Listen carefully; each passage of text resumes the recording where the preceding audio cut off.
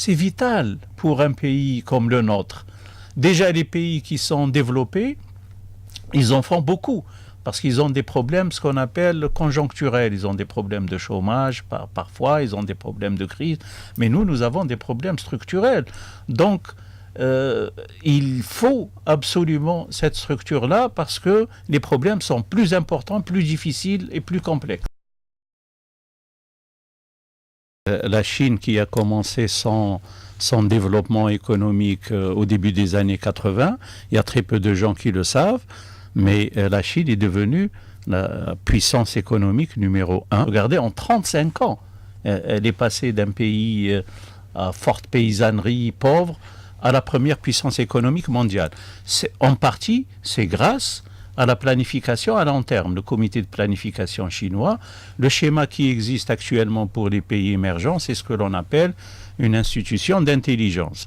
Il faudrait que on la crée, par exemple au niveau du Premier ministère, une cellule de planification stratégique, on peut appeler ça Institut algérien de développement, cellule de planification stratégique.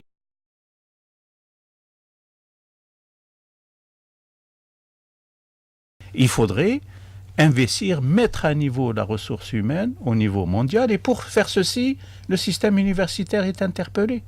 Il faut avoir la meilleure recherche et développement, il faut avoir les meilleures industries, il faut avoir les meilleures universités pour recycler tout le monde. Ce sont les priorités que se sont données les pays qui ont réussi. C'est ce qu'ont fait nos amis chinois, nos amis en Malaisie, nos amis en Indonésie. Nous avons commencé par les infrastructures. Et le problème avec les infrastructures, si vous commencez par eux, vous allez injecter 800 milliards de dollars. Mais vous aurez sur le terrain une réalisation de 200. Vous avez 600 qui vont se perdre. Donc autant dès le début consacrer 30% et consacrer 40 à 50% pour l'économie du savoir. C'est une bénédiction si vous savez les utiliser.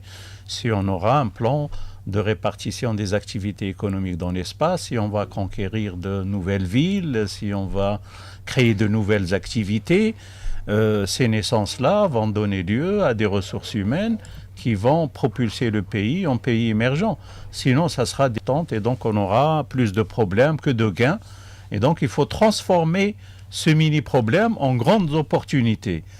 Et là, il ne faut pas laisser chaque secteur séparément organiser le développement et la prise en charge de ces personnes-là. L'éducation qui fait un petit plan, l'enseignement supérieur qui fait un plan, la finance qui fait un plan.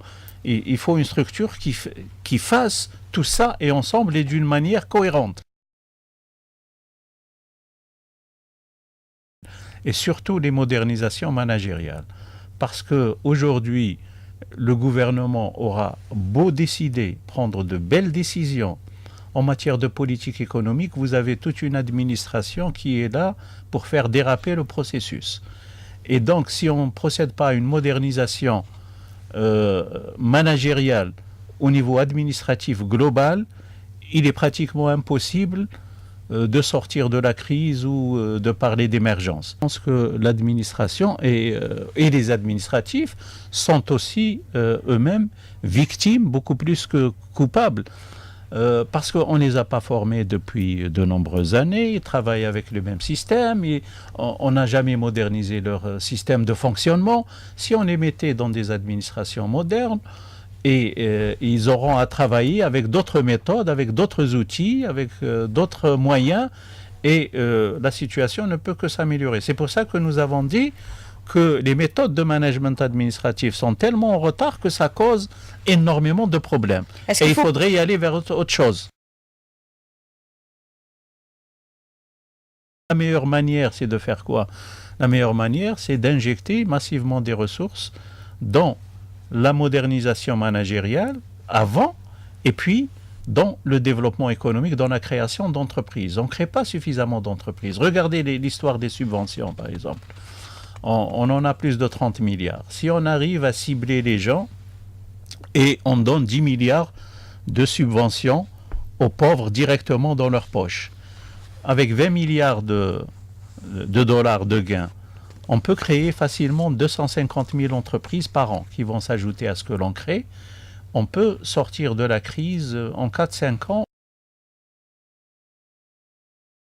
Et les solutions existent et on les a données, secteur par secteur.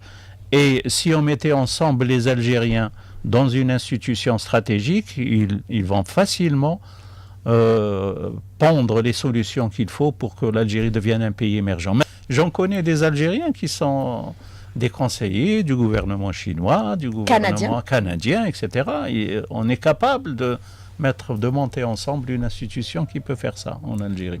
Mais le problème va devenir un problème politique. Est-ce qu'on va aller vers l'émergence plutôt que juste combattre la crise là et sortir de cette crise là dans 2 ou 3 ans.